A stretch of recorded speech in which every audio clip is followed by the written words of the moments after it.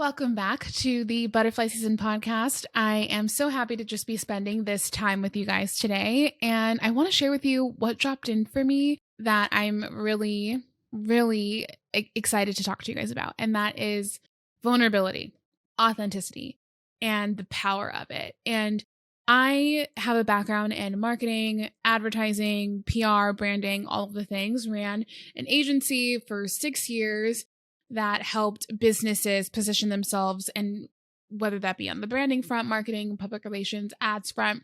And so I've noticed a common theme, a common through line, especially on TikTok, is that there is so much power in being vulnerable and authentic to who you are and not trying to be someone else. And I feel like when we hear people say like, oh, don't be someone else, it might not even be that you're trying to like be a person.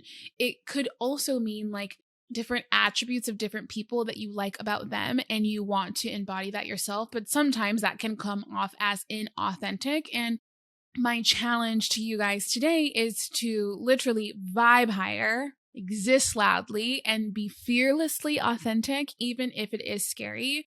Part of this podcast, guys, literally is scary for me to be vulnerable and be authentic. But the amount of DMs I've received, the amount of feedback I've gotten on me just kind of showing my cards, who I really am, and some of the things that I'm going through, all you need is like one other person to just kind of say, hey, like me too. And you feel seen and you feel heard and you feel validated. But most importantly, you feel like I'm not doing this alone, because we're not. Like we all literally are experiencing levels of the same things, like different levels of the same things. And if we can just be authentic and vulnerable, you can have more meaningful relationships, meaningful conversations, and all of the things. And so I feel like people are scared to be authentic for a few reasons. You're either scared of rejection, you're scared of vulnerability, you're scared of change. And I kind of want to challenge that a little bit, but also kind of tie it into butterfly season. And like those three reasonings as to why people are scared of just like being vulnerable or existing loudly, being like fearlessly who they are, is very much a cocoon season. Like a caterpillar going through the metamorphosis, like in the cocoon, is literally an analogy for someone becoming their authentic self. And so just as a caterpillar sheds its old skin and transforms into a butterfly, we must also shed our old ways of being and change in order to become our true authentic self. And so I love butterfly season, but you know what I love more? Cocoon season, because it is literally the direct representation of self-discovery and growth that we all must go through in order to be truly authentic or lean into being truly authentic. Some of us are very authentic around certain people and not in other areas. And honestly, that can be a pretty great coping mechanism.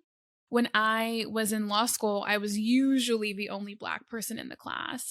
Black and Hispanic, not only Hispanic person, but I am Black and Hispanic.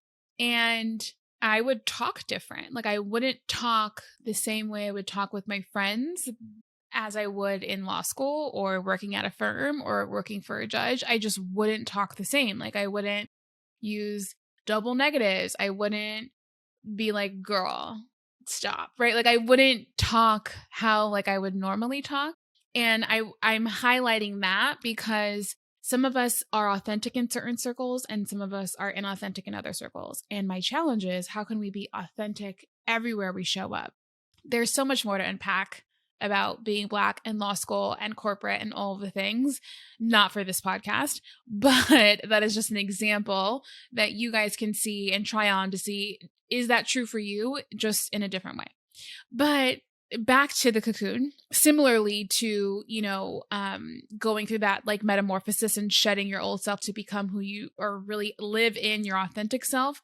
When someone's not being authentic, you're like literally in the cocoon. You're hiding behind like a facade, protecting yourselves of vulnerability and rejection. But there's so much beauty in those spaces. Like there really is. So in the same way, a caterpillar has to like emerge as a butterfly. And like eventually we want to like come out of our cocoon too. I want to encourage you to come out of that cocoon of being scared to be authentically who you are. Like you literally were put on this planet for a reason. One question someone asked me, or I don't know if it was a question or a story, but it was like, there's a question in the story, but the story goes like this. If when it's all said and done and either you pass away or God comes to come get us, whatever you believe in, if you see a version of you of who you have the potential to be or who you were destined to be and the version of you who you are currently right now, is there a difference? Would you be happy with how you lived life? For me, the answer was no. I'm like, oh my gosh, I have so much potential. Like I was put on this earth for so much more. I'm not even living up to my full potential. But really, when I look at the barriers in the way, the barriers in the way are the fear of rejection, fear of being vulnerable, like all of that stuff. So to get out of this cocoon season, live in butterfly season as your truest self, like we have to reframe the meaning behind some of those fears. And the fear of rejection, we know, like redirect who sometimes my words get mumbled and I don't know if that bothers or not, but we're just going to go with it because it's my authentic self. So sometimes rejection is just redirection. Oh my God, that was a tongue twister. Fear of rejection, redirection, that's how I got there. But I all in all, I want you to reframe the meaning behind some of these beliefs because there is a benefit to them. So rejection, for example, we've all heard it. Rejection is just redirection and it may feel bad at first, but I always tell myself, like, if not this, then better. And better always shows up. It's the same as the like lucky girl affirmations on TikTok. Like, oh, I'm so blessed. Everything just works out for me. When you start to say those things and repeat those things, like you start to just like energetically feel like, wow, I'm so blessed. Everything works out for me. Same thing. Like, if not this, then better. And then you will always find better. Better will show up, especially maybe if it's not in the now, but in hindsight, you're like, hey, I'm glad I didn't do that thing because this is way better. The next one that I want you guys to reframe is vulnerability. I've experienced a lot of situations where people have kind of painted vulnerability in a bad light. And sometimes it isn't for everyone. And sometimes, yes, it can be like used against you. So I don't want to act as if it's all just rainbows and sunshine. But the beauty in vulnerability is like the deeper connections, being able to connect with somebody and process emotions more effectively. Maybe if someone has been on the other end of where you're just starting out, it can help you kind of collapse a timeline, if you will, or shorten your cocoon season by allowing yourself to be vulnerable. And if you're like me, you want to get things done fast and more efficient, being vulnerable is required for that. And creating that sense of trust within friendships or other people, or even finding it like in community or family, like that is the beautiful part of being vulnerable. I have a friendship currently where I can now like see a threshold, like once we've like removed that like veil and start to have conversations on more of a vulnerable front, you just feel like a deeper connection with somebody and a bond, and there's so much beauty in that. So I don't want you to shy away from being vulnerable, even if you have been burned in the past. And I might even explore like what was it that kind of burned you in the past? Was it anything that you could attribute to?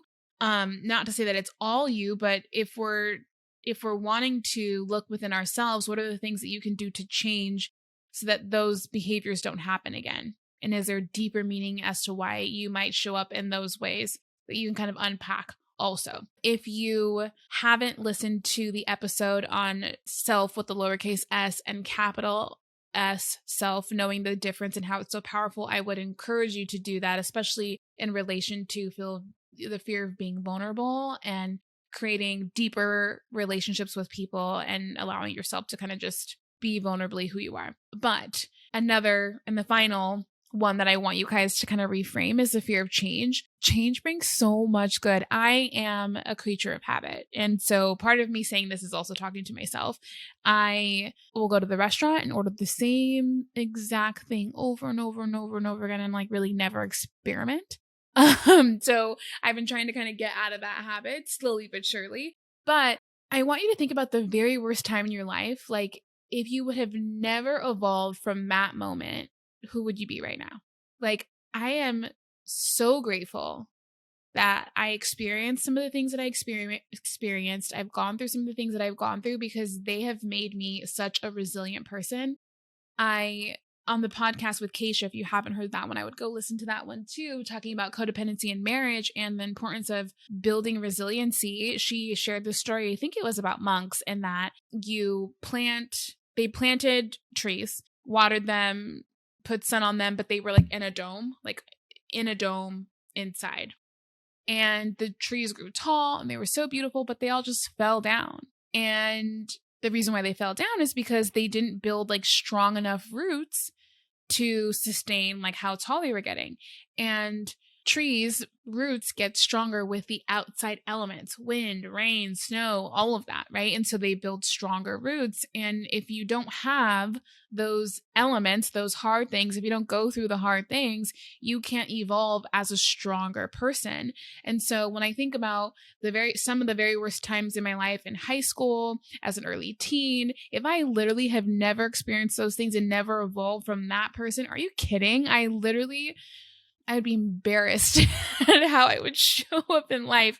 And so I say that because I'm glad that I did. And so the fear of change is beautiful. And I want you to reposition, find the beauty that's come out on the other side of change that you've experienced, and lean into that next time you're getting resistance around change. Yeah, guys, life is so much more beautiful when we get past the scary part, live authentically, exist loudly, vibe higher, attract more like-minded people.